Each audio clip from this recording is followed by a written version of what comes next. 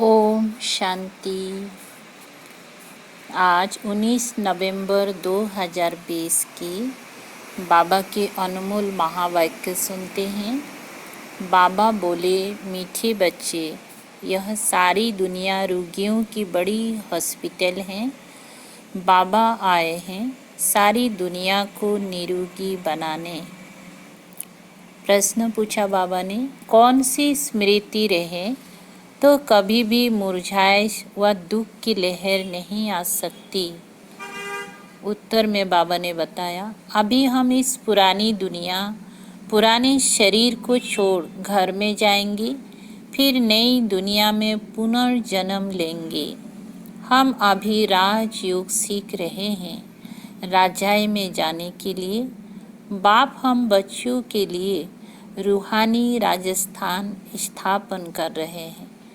यही स्मृति रहे तो दुख की लहर नहीं आ सकती।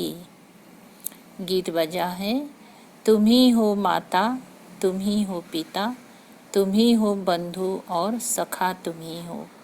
ओम शांति। गीत कोई तुम बच्चों के लिए नहीं है, नए नए को समझाने के लिए है। ऐसे भी नहीं कि यहाँ सब समझदार ही है, नहीं, बेसमझ को समझदार बनाया जाता है। बच्चे समझते हैं हम कितने बेसमझ बन गए थे। अब बाप हमको समझदार बनाते हैं। जैसे स्कूल में पढ़कर बच्चे कितना समझदार बन जाते हैं। हर एक अपनी अपनी समझ से बैरिस्टर, इंजीनियर आदि बनते हैं। ये तो आत्मा को समझदार बनाना है। पढ़ती भी आत्मा है शरीर द्वारा, परंतु बाहर में जो भी शिक्षा मिलती है वे है अल्प काल के लिए शरीर निर्वाह अर्थ। भल कोई कन्वर्ट भी करते हैं, हिंदुओं को क्रिश्चियन बना देते हैं। किस लिए? थोड़ा सुख पाने के लिए, पैसे, नौकरी आदि सहज मिलने के लिए, आजीविका के लिए। अब तुम बच्चे जानते हो, हमको पहले पहले तो आत्म अभिमानी बनना पड़े। ये है मुख्य बात, क्योंकि यह है ही रोगी दुनिया। ऐसा कोई मनुष्य नहीं जो रोगी नहीं बनता हो, कुछ ना कुछ होता जरूर है। यह सारी दुनिया बड़े ते बड़ी हॉस्पिटल है, जिसमें सब मनुष्य पतित रोगी हैं। आयु भी बहुत कम होती है, अचानक मृत्यु को पा लेते हैं, काल के चंबे में आ जाते हैं। ये भी तुम बच्चे जानते हो। तुम बच्चे सिर्फ भारत की ही नहीं, सारे विश्व की सर्विस करते हो। गुप्त रीति मूल बात है कि बाप को कोई नहीं जानते। सारी दुनिया उसको याद करते हैं, लेकिन उनकी परिचय ही नहीं है ना। मनुष्य होकर और पारलौकिक बाप को नहीं जानते, उनसे प्यार नहीं रखते। अब बाप कहते हैं, मेरे साथ प्यार रखो। मेरे साथ प्यार रखते रखते तुमको मेरे साथ ही वापिस चलना है। जब तक वापिस चलो तब तक इस छी दुनिया में रहना पड़ता है। पहले पहले तो देह अभिमान से देही अभिमानी बनो, तब तुम धारणा कर सकते हो और बाप को याद कर सकते हो। अगर देही अभिमानी नहीं बनते तो कोई काम के नहीं। देही अभिमानी तो सब है। तुम समझते भी हो कि आत्म अभिमानी नहीं बनते, बाप को याद नहीं करते, तो हम वही हैं जो पहले थे। मूल बात ही है देही अभिमानी बनने की, ना कि रचना को जानने की। गया गाया भी जाता है। रचता और रचना का ज्ञान, ऐसे नहीं कि पहले रचना फिर रचता का ज्ञान कहेंगे। नहीं, पहले रचता वही बाप है। कहा भी जाता है, हे गॉड फादर, वे आकर तुम बच्चों को आप समान बनाते हैं। बाप तो सदैव आत्म अभिमानी है ही, इसलिए वह सुप्रीम है। बाप कहते हैं, मैं तो आत्म अभिमानी हूँ। जिसमें प्रवेश किया है उनको भी आत्म अभिमानी बनाता हूँ। इनमें प्रवेश करता हूँ इनको कन्वर्ट करने, क्योंकि ये भी देह अभिमानी थे ना बाबा। देह अभिमानी से देही अभिमानी में कन्वर्ट करने के लिए इनमें प्रवेश करते हैं। उसके बाद फिर हम बच्चों को उनके द्वारा देही अभिमानी बनाने के लिए पाठ पढ़ाते हैं। इनको भी कहता हूँ, अपने को आत्मा समझ मुझे यथार्थ रीति याद करो। ऐसे बहुत मनुष्य हैं जो समझते हैं आत्मा अलग है, जीव अलग है। आत्मा देह से निकल जाती है तो दो चीज हुई ना। बाप समझाते हैं, तुम आत्मा हो, आत्मा ही पुनर्जन्म लेती है, आत्मा ही शरीर लेकर पाठ बजाती है। बाबा बार बार समझाते हैं, अपने को आत्मा समझो। इसमें बड़ी मेहनत चाहिए। जैसे स्टूडेंट पढ़ने के लिए एकांत में बगीचे आदि में जाकर पढ़ते हैं, पादरी लोग भी घूमने जाते हैं तो एकदम शांत रहते हैं। वो कोई आत्म अभिमानी नहीं रहते, क्राइस्ट की याद में रहते हैं।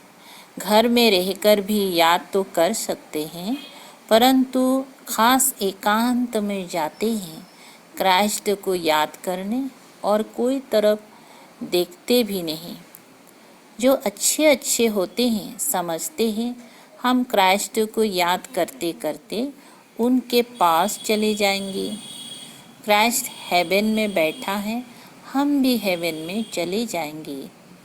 ये भी समझते हैं क्राइस्ट हेवनली गॉड फादर के पास गया, हम भी याद करते करते उनके पास जाएंगे। उनकी ऐसी धारणा होती है ना। सब क्रिश्चियन उस एक के बच्चे ठहरे। उनमें कुछ ज्ञान ठीक है, क्योंकि क्राइस्ट की आत्मा तो ऊपर गई ही नहीं। क्राइस्ट नाम तो शरीर का है, जिसको फांसी पर चढ़ाया, आत्मा तो फांसी पर नहीं चढ़ती है। अब क्राइस्ट की आत्मा गॉड फादर के पास गई, ये कहना भी रंग हो जाता है। वापिस कोई कैसे जाएंगे? हर एक को स्थापना फिर पालना जरूर करनी होती है। मकान को पोताई आदि कराई जाती हैं, ये भी पालना है ना। अब बेहद के बाप को तुम याद करो। यह नॉलेज बेहद के बाप के सिवाय कोई दे ना सके। अपना ही कल्याण करना है, रोगी से निरोगी बनना है। यह रोगियों की बड़ी हॉस्पिटल है, सारे विश्व रोगियों की हॉस्पिटल है। रोगी जरूर जल्दी मर जाएंगे, बाप आकर इस सारे विश्व को निरोगी बनाते हैं। ऐसे नहीं कि यहाँ ही निरोगी बनेंगे।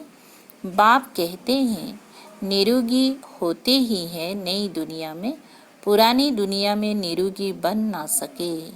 ये लक्ष्मी नारायण निरोगी एवर हेल्दी है, वहाँ आयु भी बड़ी होती है, रोगी विशेष होते हैं,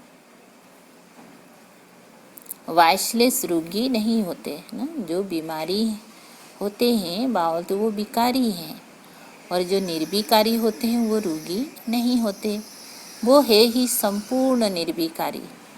बाप खुद कहते हैं इस समय सारे विश्व खास भारत रोगी है। तुम बच्चे पहले पहले निरोगी दुनिया में आते हो, निरोगी बनते हो याद की यात्रा से, बाप परमात्मा के पास जाने की। अच्छा, याद से तुम चले जाएंगे अपने स्वीट होम। ये भी एक यात्रा है, आत्मा की यात्रा है बाप परमात्मा के पास जाने की। ये है स्पिरिचुअल यात्रा, यह अक्षर कोई समझ नहीं सकेंगी। तुम भी नंबर बार जानते हो।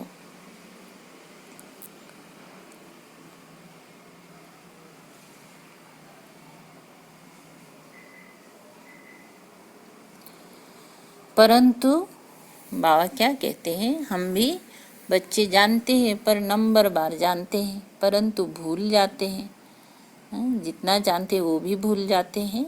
मूल बात है, ये समझाना भी बहुत सहज है, परंतु समझाए वो जो खुद भी रूहानी यात्रा पर हो।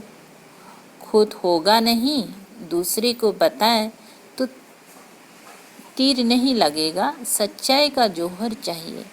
हम बाबा को इतना याद करते हैं जो बस स्त्री पति को कितना याद करती है। ये है पतियों का पति, बापों का बाप, गुरुओं का गुरु। गुरु लोग भी उस बाप को ही याद करते हैं। क्राइस्ट भी बाप को ही याद करते थे, परंतु उनको कोई जानते नहीं है। बाप जब आवे तब आकर अपना पहचान देवे। भारतवासियों को ही बाप का पता नहीं है तो औरों को कहाँ से मिल सकता। विलायत से भी यहाँ आते हैं योग सीखने के लिए। समझते हैं प्राचीन योग भगवान ने सिखाया। ये है भावना, उनकी मन में ये भावना बैठा है कि प्राचीन योग यह भगवान ने ही सिखाया। तो अभी जो योग सीख रहा है ना, ये तो भगवान ही सिखा रहे हैं ना, लेकिन उन्होंने तो हठ योग को दिखा दिया है ना। बाप समझाते हैं सच्चा सच्चा योग तो मैं ही कल्प कल्प आकर सिखलाता हूँ। एक ही बार अभी सिखा रहे हैं ना।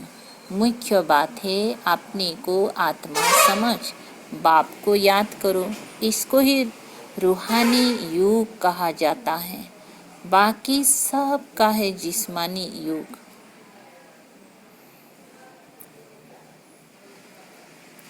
ब्रह्म से योग रखते हैं, वो भी बाप तो नहीं है, वो तो महातत्व है। रहने का स्थान तो राइट एक ही बाप है।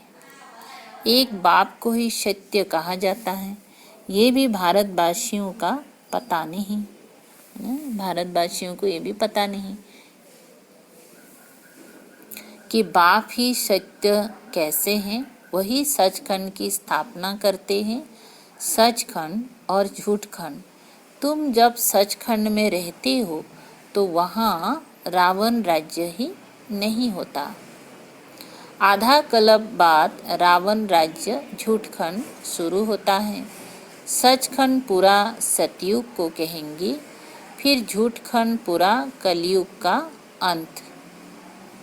अभी तुम संगम पर बैठे हो, ना इधर हो ना उधर हो। तुम ट्रेवल ना यात्रा कर रहे हो। आत्मा ट्रेवल कर रही है, शरीर नहीं।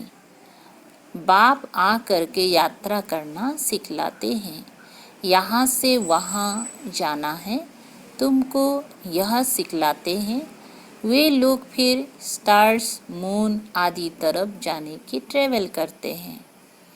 अभी तुम जानते हो उनमें कोई फायदा नहीं। इन चीज़ों से ही सारा विनाश होना है। बाकी जो भी इतनी मेहनत करते हैं सब व्यर्थ। तुम जानते हो ये सब चीज़ें जो साइंस से बनती हैं वह भविष्य में तुम्हारे ही काम आएंगे। यह ड्रामा बना हुआ है।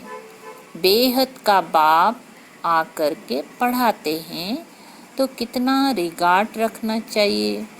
टीचर का वैसे भी बहुत रिगार्ड रखते हैं। टीचर फरमान करते हैं अच्छी रीति पढ़कर पास हो जाओ। अगर फरमान को नहीं मानेंगी तो नापास हो जाएंगी। बाप भी कहते हैं तुमको पढ़ाते हैं विश्व का मालिक बनाने। यह लक्ष्मी नारायण मालिक है, भल प्रजा भी मालिक है, परंतु दर्जे तो बहुत है ना। भारतवासी भी सब कहते हैं ना हम मालिक हैं। गरीब भी भारत का मालिक अपने को समझेगा, परंतु राजा और उनमें फर्क कितना है। नॉलेज से मर्तबा का फर्क हो जाता है। नॉलेज में भी होशियारी चाहिए, पवित्रता भी जरूरी है, तो हेल्थ वेल्थ भी चाहिए। स्वर्ग में सब है ना। बाप एम ऑब्जेक्ट समझाते हैं। दुनिया में और कोई की बुद्धि में ये एम ऑब्जेक्ट होगी नहीं।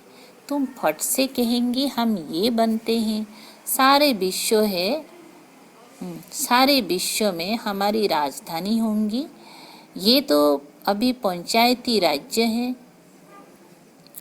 पहले डबल ताजधारी, फिर एक ताज, अभी तो 9 ताज।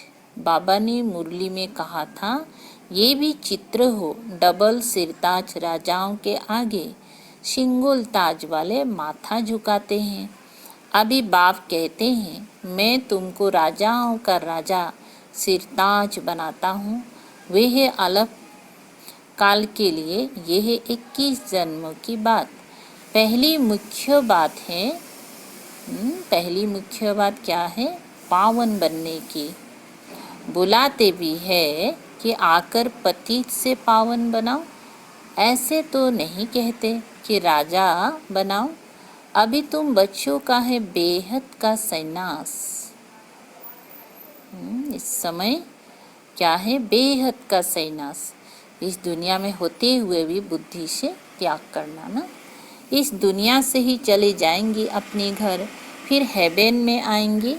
अंदर में खुशी रहनी चाहिए, जबकि समझते हैं हम घर जाएंगे, फिर राजाई में आएंगे, फिर मुरझाए इस दुख आदि ये सब क्यों होनी चाहिए?